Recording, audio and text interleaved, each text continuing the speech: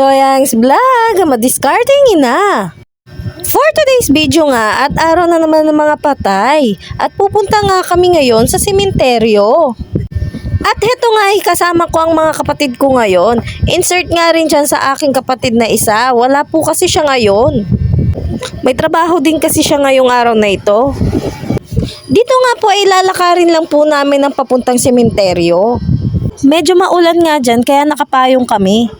Dahil nga po ay sobrang traffic pa rin po kahit hapon na. Oras na nga rin kami pumunta dyan, mag-aalas 5 na ng hapon. At una nga po namin pupuntahan muna dyan ang puntod ng kapatid ko. Dito nga po ay bumili muna kami ng kandila na gagamitin namin. Medyo marami-rami pa nga rin pong tao kahit hapon na rin. Papasok na nga rin po kami ng kanto at heto nga po ay may mga nagtitinda pa rin po rito. Nakita nga rin po namin dito na may mga nilagay na temporaring CR dito.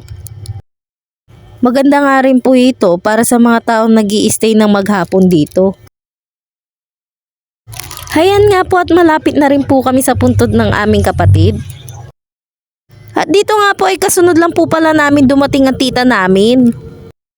Wadyo, dara kayan.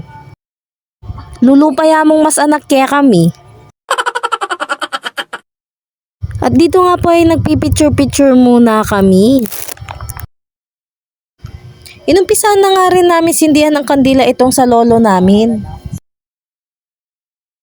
Kasunod nga rin po dyan na yung sa kapatid namin, sa lola namin at tita namin.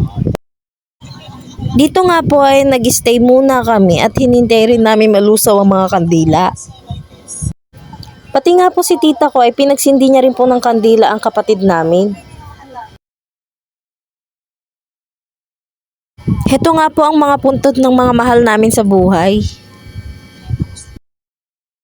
After nga ng pag-ulan-ulan kanina ay may nakita rin kaming rainbow. Kay gandang pagmasdan, madalang na lang kasi kami makakita niyan. After nga niyan ay umalis na rin kami. Pupuntahan pa kasi namin yung kabilang puntod sa tita ko.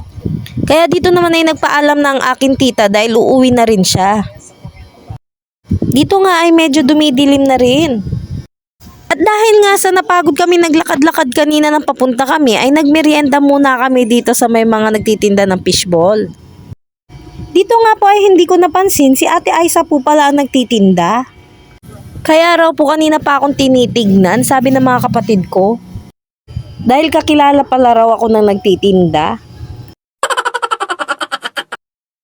Shoutout naman kay Ate Aisa, pasensya ka na at di kita napansin. Nagutom kasi talaga ako kaya sa pagkain ako nakatingin. Tumuloy na nga rin kami pumunta sa isa pang puntod at dito nga po ay madilim na talaga. Sa sobrang dilim ay hindi na rin kami nakikita sa video.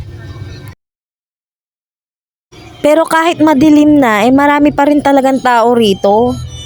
Isa nga rin sa palatandaan namin para madali namin mahanap ang puntod ng tita ko ay yung puno ng yellow bell.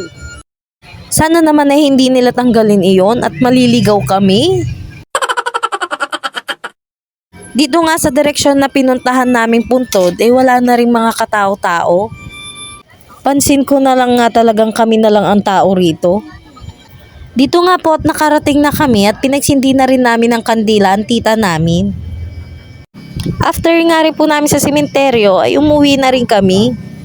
Yun lamang po at maraming salamat sa panonood!